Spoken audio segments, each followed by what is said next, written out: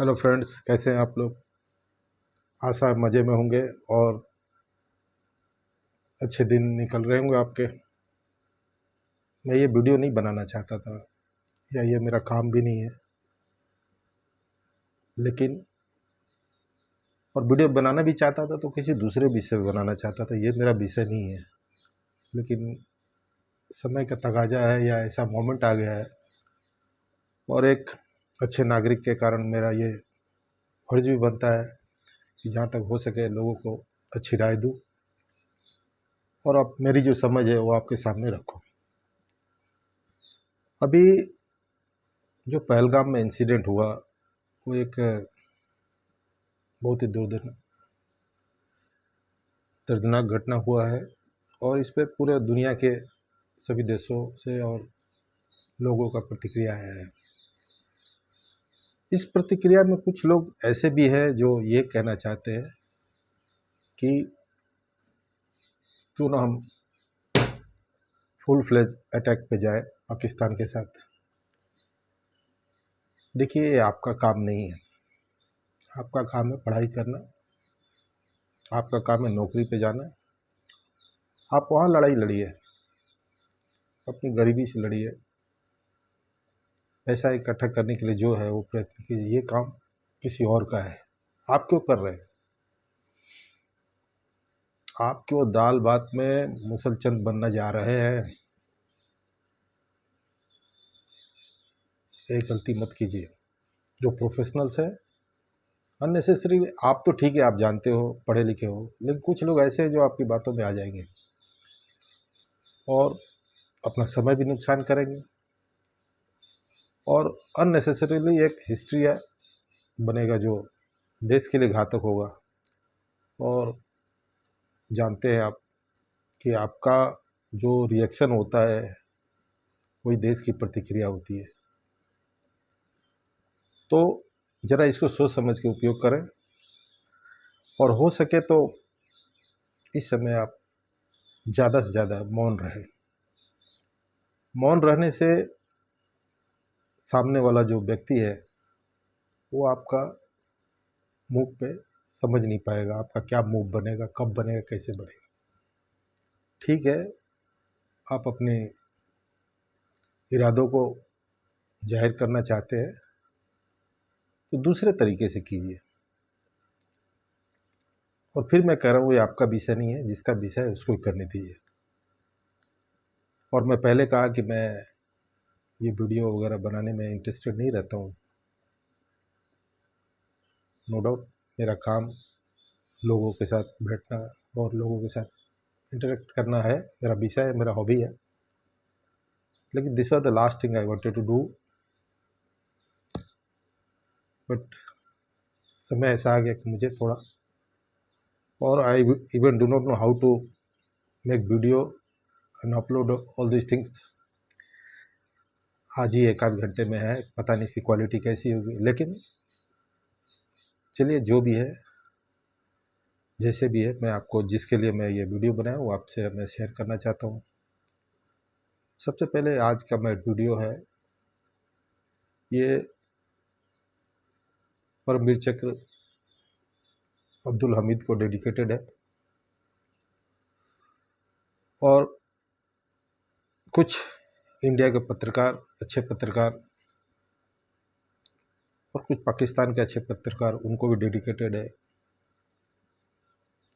जैसे आरजू है, मैं उसको इंडिया की झांसी की रानी समझता हूँ। आपने देखा होगा उसके ब्लॉग के पीछे एक छोटा सा ब्रॉन्ज का स्टैचू है। ये सिंबलाइज करता है कि how bold sea is there. आप नदी में रह के मगरमच्छ बैर करने वाली बात जैसी है वो कर रही है, लेकिन हम उस लेडी को हमें उस लेडी को अप्रिशिएट करना चाहिए। और हो सकता है आप हमसे राजी भी होंगे, सही बात है, आप भी इन्फ्लुएंस होंगे उसके वीडियो देख करके। नो डाउट वो इंडिया की है, पाकिस्तान की है, लेकिन जो है हमने देखा बहुत ही अच्छी है, न्यूट्रल है। अब मैं नेक्स्ट अपने चीज़ पे आता हूँ जिसके लिए मैंने वीडियो बनाया है। एक डॉक्टर कमर चीमा है पाकिस्तान के, उनका ये प्रश्न था, कुड पाकिस्तान अंडरस्टैंड इंडिया? क्या पाकिस्तान इंडिया को समझ सका है? जी हाँ, पाकिस्तान इंडिया को अच्छी तरह समझता है, इसीलिए वो ये सब जो इरादा रखता है समझ के ही रख रहा है, लेकिन उसका मोटिव कुछ और है। हमारी भावनाओं को समझता है, हमारा सोशल फैब्रिक को समझता है, हमारी सोसाइटी को समझता है और उसका वो फायदा उठाता है। चीमा साहब, आप भी अभी समझ नहीं पाए हैं, अदरवाइज आप ये प्रश्न नहीं करते।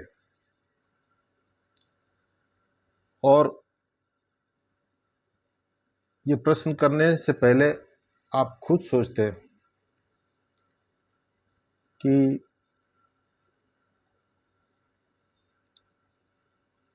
आप कितना जानते हो इंडिया को।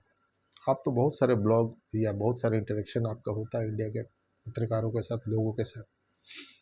कभी कभी आपको भी मैंने देखा है, स्लिप ऑफ टंग में कुछ भी आप बोल जाते हैं या उस स्ट्रीम में बह जाते हैं जो मोस्ट ऑफ पाकिस्तानी जो करते हैं इस तरह से। तो इंडिया को समझना बहुत टफ चीज़ नहीं है। जो आदमी इतना लिबरल है, जो पानी पीता है उसको प्रणाम करता है, जो खाना खाता है उसको प्रणाम करता है, जिस हवा को सांस लेता है उसको प्रणाम करता है, जिस पेड़ के नीचे रात गुजारता है उस पेड़ को सुबह दूसरे दिन प्रणाम करके जाता है, नतमस्तक होकर जाता है। ठीक है, आपके कल्चर में नहीं है, ये हमारे कल्चर में है। जिसका ऋण है उसको चुका दो, और जितना हो सके उतना जल्दी चुका दो। लेकिन इसका अर्थ आजकल के दुनिया में गलत लगाया जा रहा है। सेम चीज इंडिया के साथ हो रहा, ऐसा नहीं कि दुनिया में हर कहीं भी हो रहा है। बेल्जियम की हालत खराब है, फ्रांस की हालत खराब है, स्पेन की हालत खराब है, जर्मनी की हालत खराब है, इवन अमेरिका की हालत खराब है। वो जितना लिबरल टर्म को समझते हैं वो इतना इजी नहीं है टू मेंटेन। और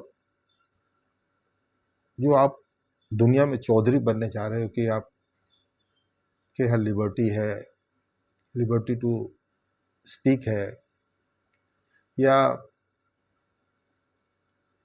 माइग्रेशन का इशू आपके यहाँ, भाई आप भी तो देखो, जो माइग्रेट करके आपके यहाँ आ रहे हैं उनका इंटेंशन क्या है। और उस देश से पूछिए ना जो उनको माइग्रेट कर रहा है, या उस देश की जो एडमिनिस्ट्रेशन है या जो पॉलिटिक्स है, उससे कभी आपने पूछा कि लोग आपके यहाँ से क्यों हमारे यहाँ आ रहे हैं? और ठीक है आपने रखा है, कभी आपने ये कहा कि इसका खर्च हम उठाएंगे या आप उठाएंगे, या इसका पेमेंट कौन करेगा? नहीं किया ना। तो ऐसे ही हर 15 दिन, एक महीने में एक गाड़ी रोड पे आएगी जिसमें ब्रेक फेल होगा और 8-10 लोगों को मार के चली जाएगी। आप कैंडल मार्च करोगे और शांति की बात करोगे, खत्म। इससे ज़्यादा आप कुछ नहीं कर सकते।